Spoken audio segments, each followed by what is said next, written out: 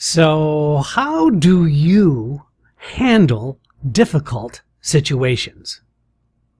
What do you do with adversity? The word for today is resilience, the ability to bounce back from difficult challenges and negativity. Stick around as we analyze what it is to be resilient on today's episode of Casting Actors Cast. Welcome to Casting Actors Cast. It's the podcast for actors in the business of show. Here is your host, Jeffrey Dreisbach. Well, hello, and welcome to this episode of Casting Actors Cast. I'm Jeffrey Dreisbach with the McCorkle Group in New York. How are you today? I hope things are well where you are, and I am so grateful that you've taken time out of your day to listen to today's podcast. I'm going to do my best to chat with you about bouncing back or how to be resilient. But first, this is that moment of the podcast where I would like to thank you for being a listener of Casting Actors Cast. I do have a favor to ask, though. Please consider checking out the YouTube channel of this podcast. It's Casting Actors Cast, but it's on YouTube. You see, I record each episode live and then I put it up on YouTube as well as the audio podcast that you're listening to now on your current podcast provider. But it would absolutely mean a lot to me if you could or would consider being a subscriber, perhaps even writing a review, giving me a thumbs up, whatever you can do to help me grow this podcast so I can feel motivated to continue doing these podcast episode. And also, please consider checking out the website of Casting Actors Cast if you would. It's castingactorscast, all one word, .com. And all you need to do is fill out the information form if you would. And that's going to open up a menu for downloading a free book entitled Conversation Pieces Out of the Studio, the Voiceover Workshop for Professional Actors. It's absolutely free. It's just all about voice acting. It's 100 pages. It's a PDF, easy to download. And did I mention that it was free? Also, speaking of doing voiceover work, I'm really excited to share this announcement with you that starting on June 30th at 11 a.m., I will be doing a 3-session, 2 hours each, on voiceover work.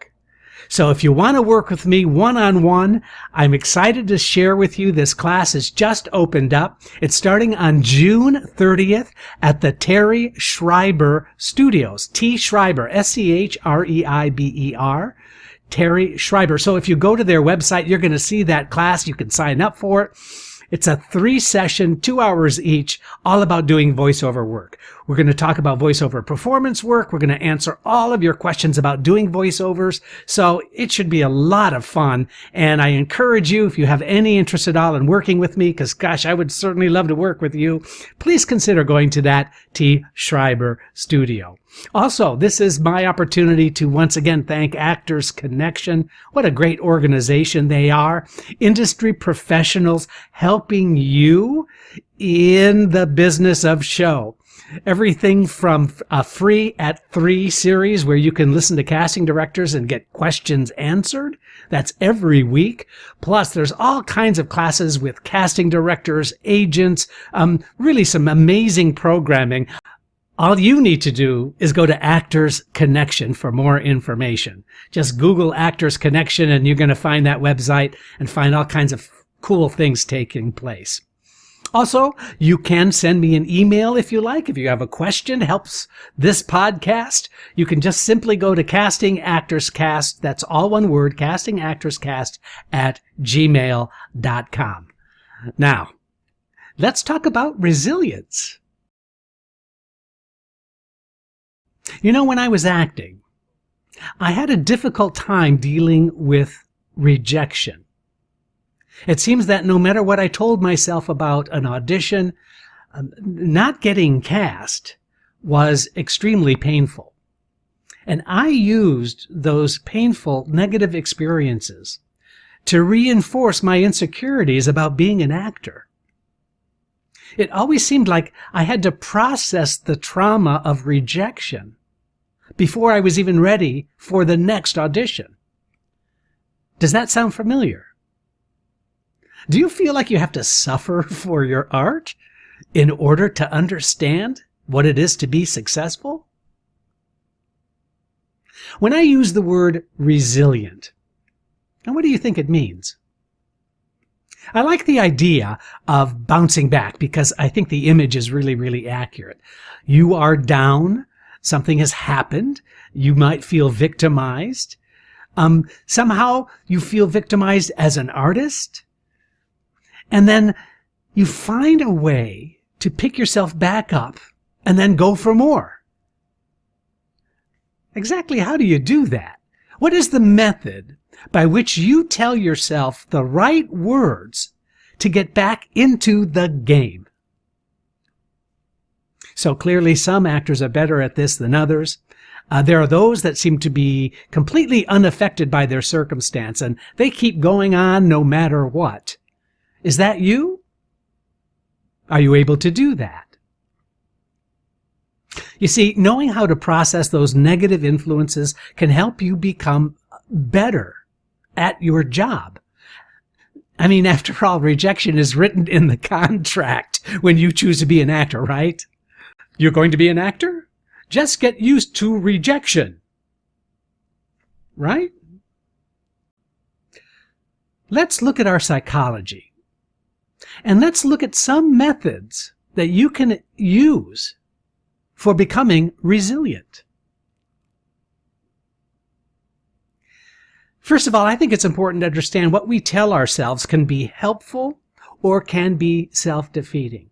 What we tell ourselves about our work, what we tell ourselves about the situation we find ourselves in. It seems to me really clear that a lot of times we feel that we are victimized by situations we have no control over. For example, if you walk into an audition and there's the director of the production or the producer of the production paying you no attention, and it's just kind of, they're just waving you on, just kind of do your thing. There clearly is no interest in you whatsoever. What do you do with that? What do you do with the anger of that? And so what you can tell yourself can either be helpful, like, okay, they're in their world. I feel like I'm just going to do the best work I can and then leave this as it is. Or you can choose to become self-defeating. And by self-defeating, I'm talking about getting really angry. Being pissed off is not really a good first impression you want to make. Just because you have a inappropriate behavior by a director or a producer does not necessarily mean you are justified or not in getting angry. It's just something that is important that you take your own temperature at that time and say, what is going to be the most helpful here? What is going to not necessarily make me feel better, but what is going to alleviate the victimization I'm feeling at this moment? And so what we tell ourselves can be really, really helpful. Or the opposite is true. It can be really detrimental. It can really play on your psychology. So the suggestion is being aware that our inner dialogue can have a profound effect on how we process situations that we don't know how to handle, and that we feel victimized by. So that would be number one. Number two, I always believe that taking an action can help. By that I mean is turning that situation you find yourselves in into something that's going to be useful or positive. For example, if you realize that the audition didn't go very well and clearly you don't get a call back, the production goes on, whatever it is, whether it's a film or a television project or whether it's a theater project, what action can you take? So think about this. You know, I used to always think that once the audition was over and I didn't get the job, I just tried to mentally move on to things. I wasn't really successful at it. It always kind of bugged me about, well, which way did they go? What were they looking for? And the action that I could take would be to audition again. For me, not for them. Work on that audition until I was satisfied that I had expired all of the interesting choices that were in front of me. So once I exercised that audition and I gave myself the benefit of all of the different choices that I made, I found that I could let go of it. So I'm suggesting if that happens to you, take an action. Don't just dismiss the audition and move on. Work on that audition. Find out if there's things yet to be explored in that audition, because you don't know what you are, why you didn't get the job, and you're never going to know. Maybe you will never know. But what you can at least do is check yourself out saying, you know what? I did a really good job.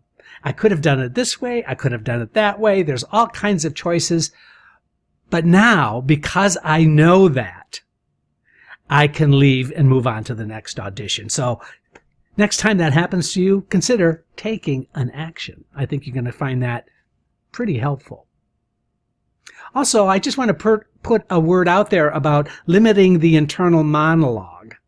By that, I mean the voice in your head that's talking at you. You screwed up. Why didn't they do this? Why couldn't I have done that? How come nothing I rehearsed showed itself in the audition? But this also goes with the internal monologue you tell yourself any time of the day, especially as it relates to your creativity, especially as it relates to your artistry. Limiting the internal monologue can really help limit the negativity. By just turning down the volume of those negative voices in your head that are self-defeating, that are unhealthy, that are not helpful, can really help process your resilience, really help you to move on. So limiting the internal monologue can definitely limit the negativity. Number 4, there's something to be said about giving time. Literally knows that time, and I know this is so silly, right? But time does heal a lot of wounds. It really is to your benefit, I think, to just decide that it didn't work out and that you're just going to sit with that for just a little bit and then that's going to move on. If you turn down the negativity, if you take an action, then know that you just have to give time. I think that you're going to find that to be really, really useful. Because resilience, that implies that you have perseverance. That implies that you have courage and an ability to see the bigger picture. An ability to see the bigger picture. So the next time you find yourself faced with circumstances you cannot control, remember those 4 steps. And with time, you are definitely going to embrace your creativity. And just know that new opportunities are waiting for you at the right time to reveal themselves. But only if you take those steps. Having that residual anger or that residual frustration when you are rejected only compounds itself over time. So think of this like a recipe. The recipe of those 4 ingredients, where you're going to give time. You're going to lessen the volume of those voices in your head. You're going to take an action. Those are all excellent ingredients that's going to produce a really great result. I promise you. Now, I've alluded to this on previous podcasts, but I think it warrants kind of speaking a little bit more about this as we're talking about perseverance. And that is remaining teachable. I think that creativity demands that you stay really, really curious about the options that are available to you, right? So it's one thing for me to give you those 4 steps, but it's another thing to really open up and take a look at what we tell ourselves. Giving time, really coming to some kind of understanding about the way in which we work. Because ultimately, when we do those 4 steps, we start conditioning ourselves for those more positive outcomes. And we feel better about ourselves because we've taken some action, we've taken those steps, we've done those things that we can do in order to understand, to the best of our ability, whatever situation or circumstance we find ourselves in. So in that way, when you practice those 4 steps over time, there is an amazing thing that happens, and that is that you start feeling really confident about the choices you do make. You start paying less attention to those negative influences that can impact the way we feel about our artistry. And so that kind of reconditioning, by giving yourself those positive motivational things that tell you that you are in the right place, you are doing the best you can, give yourself a break. That is going to have this wonderful effect of making you feel more confident. And you know what? There's no secret to this, but there's such an attractive quality about that person who has self-confidence when they walk into a room, when they meet a casting director, a director, or producer for the first time. There's a kind of interesting energy that takes place. And I'm not talking about necessarily in person. I'm also talking about when we are auditioning over Zoom, for example, that who you are is an open-faced sandwich. And when you are that person and you feel good about that, there's just some kind of attractive conditioning that takes place. So it just kind of always seems to feed on itself over and over again. So, those self-defeatist behaviors, those things that we tell ourselves, that kind of resilient quality that we see others having, you know what? Everybody has insecurity. Everybody has negative feelings. Everybody is afraid to some degree or another. What you can do is come to an understanding. And that understanding is that taking these steps and feeling good about the choices you make is ultimately extremely healthy. And when you feel good, your health is good, your energy is great, and you feel like you belong. And after all, isn't that the most important thing? Especially now. We're all sort of isolating in our world somehow. And I think that oftentimes will compound this negativity that we feel. And so being resilient isn't just about having the strength to bounce back. It really is about having the ability to take a look, analyze it, and then taking that action, turning down those negative influences, and then coming out the other side ready for more. It's taken me, honest to God, it's taken me such a long time to come to that realization. And then when I finally got there, I finally realized that the work I was doing was just so much better.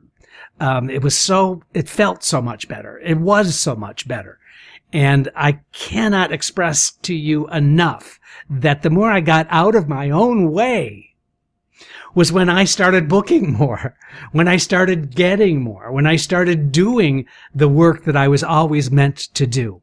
I did not put up those roadblocks. I didn't kind of decide that I was going to control the outcome of those situations. So I hope that that's been a little helpful for you today. It's about being resilient. So stay strong. And I will see you next time on the next episode of Casting Actors Cast. Have a great day. Thanks. Casting Actors Cast is made possible with your support just by listening. Please like, share, and subscribe wherever you get your podcasts.